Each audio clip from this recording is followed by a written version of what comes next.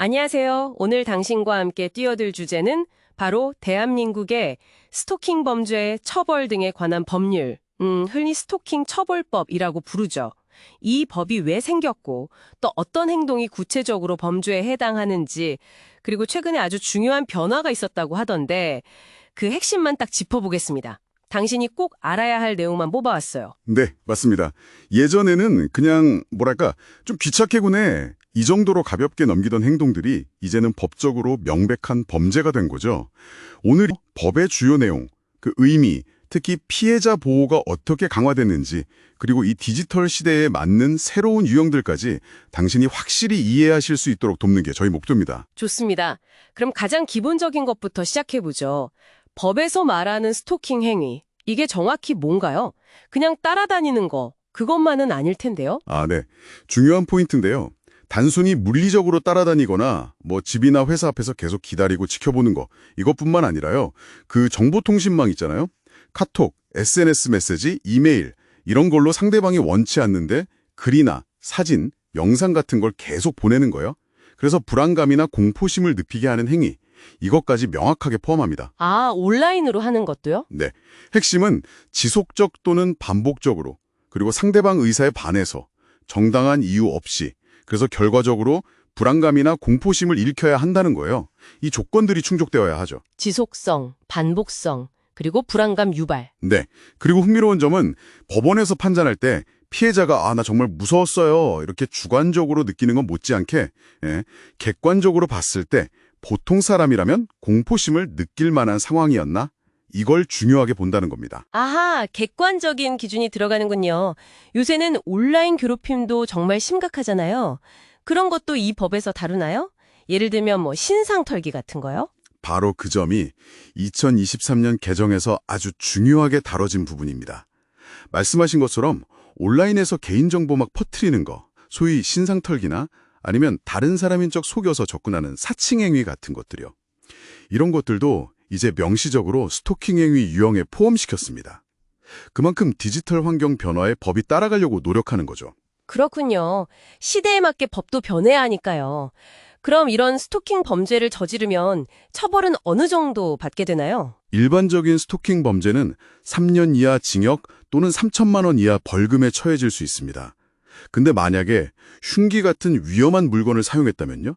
그러면 형량이 훨씬 높아져서 5년 이하 징역 또는 5천만 원 이하 벌금까지 가능해요. 처벌이 상당히 무거워진 거죠. 꽤 무겁네요. 네. 근데 사실 처벌 수위 자체보다 더 근본적이고 중요한 변화가 있었습니다. 이건 정말 강조하고 싶어요. 어떤 변화인데요? 그렇게 강조하시는 걸 보면 보통 일이 아닌 것 같은데요? 바로 2023년에 폐지된 반의사 불벌죄 조항입니다.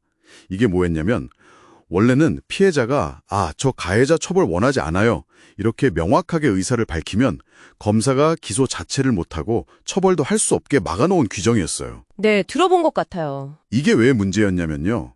과거에는 이 조항 때문에 가해자가 합의를 핑계로 피해자한테 다시 연락하거나 찾아가서 회유하거나 심지어 협박하는 경우도 정말 많았어요. 2차 가해가 계속 발생하는 거죠. 피해자는 무섭고 힘들어도 어쩔 수 없이 합의해줘야 하는 그런 상황에 내몰리기도 했고요. 그러니까 피해자의 의사를 존중하려던 조항이 오히려 피해자를 더 힘들게 만드는 결과를 낳았던 거군요. 그래서 폐지된 거군요. 정확합니다. 이 폐지는 그냥 법조 하나 없앤 게 아니에요. 이건 스토킹을 더 이상 개인 간의 치적 문제나 그냥 귀찮은 일 정도로 보지 않겠다는 거예요. 이제는 국가가 적극적으로 개입해야 하는 사회적 범죄고 우리 공공의 안전을 위협하는 행위다. 이렇게 인식이 완전히 바뀐 겁니다. 패러다임의 전환이죠. 당신이 꼭 기억해야 할 핵심 변화입니다. 이제 피해자가 처벌을 원하든 원치 않든 수사하고 처벌할 수 있게 된 거죠. 와, 패러다임의 전환이라니. 정말 큰 의미가 있네요. 처벌도 중요하지만 사실 피해자 입장에서는 당장 보호받는 게 더 시급할 텐데 구체적으로 보호는 어떻게 강화됐나요? 실질적인 조치가 중요할 것 같아요. 네, 맞습니다. 실질적인 보호 조치들이 꽤 강화됐어요. 우선 경찰 단계에서 아주 신속하게 대응할 수 있도록 예를 들어 접근하지 마라, 연락하지 마라 이런 긴급 응급 조치를 바로 내릴 수 있습니다. 100m 접근 금지 같은 거요. 즉각적인 조치군요. 네. 거기서 더 나아가서 법원이 검사의 청구를 받아서 결정하는 잠정 조치라는 게 있는데요. 이건 좀 더 강력해요. 접근 금지나 연락 금지는 기본이고 2024년부터는 가해자에게 위치 추적 전자장치, 그러니까 전자발찌를 부착하는 것까지 가능해졌습니다. 전자발찌까지요? 스토킹 범죄? 네, 이게 도입되면서 가해자가 실제로 접근하는지 실시간으로 감시하고 막을 수 있게 돼서 피해자 보호의 실효성이 정말 크게 높아졌다고 평가받습니다. 그리고 스토킹 피해자도 이제 국선 변호사의 법률 지원을 받을 수 있게 됐고요. 그렇군요. 들어보니까 스토킹 처벌법, 이게 단순히 처벌만 강화한 게 아니라 반의사불벌죄 폐지마, 전자장치 부착 같은 정말 실질적인 조치를 통해서 피해자를 보호하는 데 큰 진전을 이룬 것 같습니다. 온라인 행위까지 잡으려는 노력도 보이고요. 맞습니다. 법과 제도가 이렇게 중요한 틀을 마련했지만 이걸로 모든 게 다 해결되는 건 아니겠죠. 법이 실제 현장에서 얼마나 잘 작동하는지 계속 지켜봐야 하고요. 특히 가해자가 다시 범죄를 저지르지 않도록 하는 그런 전문적인 교정이나 치료 프로그램 개발, 운영 이런 게 정말 중요합니다. 그리고 무엇보다도 스토킹은 절대 가벼운 괴롭힘이 아니라 심각한 범죄라는 거. 우리 사회 전체의 인식이 바뀌는 게 꼭 필요합니다. 오늘 저희가 함께 짚어본 내용들이 스토킹 범죄의 심각성, 그리고 변화된 법적 대응에 대해 당신의 이해를 넓히는 데 도움이 되었기를 바랍니다. 여기서 한 걸음 더 나아가서 이런 질문을 한번 던져보고 싶습니다. 법적인 처벌과 피해자 보호를 강화하는 것 외에 스토킹이라는 행동 그 자체의 근본적인 원인을 파고들고 재발을 막기 위해서 우리 사회는 또 어떤 고민과 노력을 더 해야 할까요?